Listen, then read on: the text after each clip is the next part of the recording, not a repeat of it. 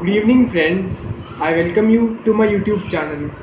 So, in this video, we are going to discuss about the INA trials, that were the Indian National Army trials. So, the Indian National Army trials were the British Indian trial by court martial of the officers of the Indian National Army between November 1945 and May 1946 on various charges. It was also known as the Red Fort trials. The first Indian National Army was formed under Mohan Singh Deb and received considerable Japanese aid and support. It was formally proclaimed in September 1942 and declared the subordinate military wing of the Indian Independence League in June that year.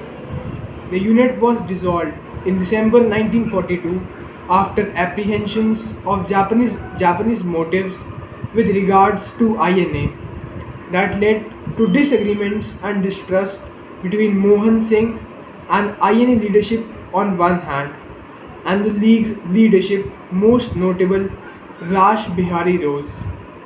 So, the arrival of Subhash Chandra Bose in 1943 June, it saw the revival and reorganization of the unit as the army of the Azad Hind government, as we call it the Azad Hind Fauj, and it was formed in October 1943. In November 1943, Azad Hind had been a limited form of governmental jurisdiction over the Andaman and Nicobar Islands, which had been captured by the Japanese Navy earlier in the war. In the early part of 1944, Indian National Army forces were in action along with the Japanese forces in Imphal and Kohima areas against the Commonwealth forces and later fell back with the retreating Japanese forces after the failed campaign. In early 1945, the INA's troops were committed against the successful Allied Burma campaign. Most of the INA troops were captured, defected, or fell otherwise into the British hands during the Burma campaign by the end of March later that year. And by the time Rangoon fell in May 1945, the INA had more or less ceased to exist, although some activities continued until Singapore was recaptured. After the World War II, the British captured some 23,000 Indian National Army soldiers and charged them with treason. In November 1945, the INA trials began at Red Fort.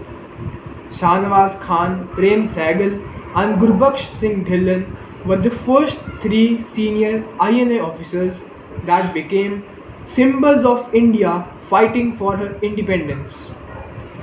By 1943 and 1944, court martial were taking place in India of former personnel of the British Indian Army who were captured fighting in the INA ranks or working in support of the INA activities.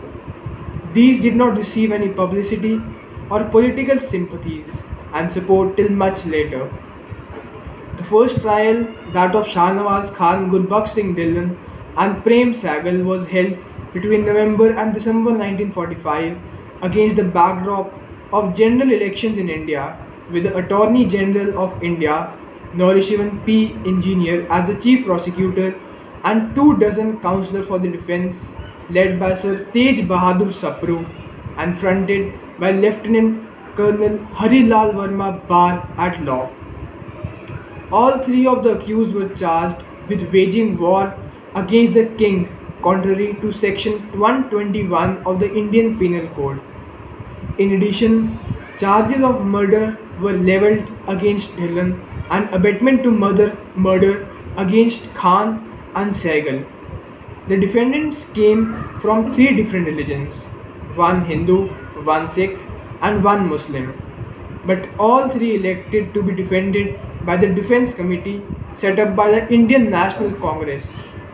The Indian National Army Defence Committee was established by the Indian National Congress in 1945 to defend those officers of the Indian National Army who were to be charged during the INA trials.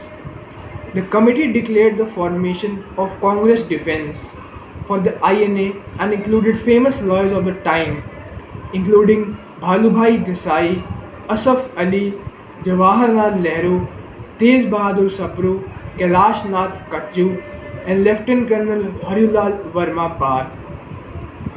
The other trials were the trials of Abdul Rashid, Singhara Singh, Fateh Khan, and Captain Munawar Khan. In the light of unrest over the charges of treason and glorification in the first trial, the charges of treason were dropped.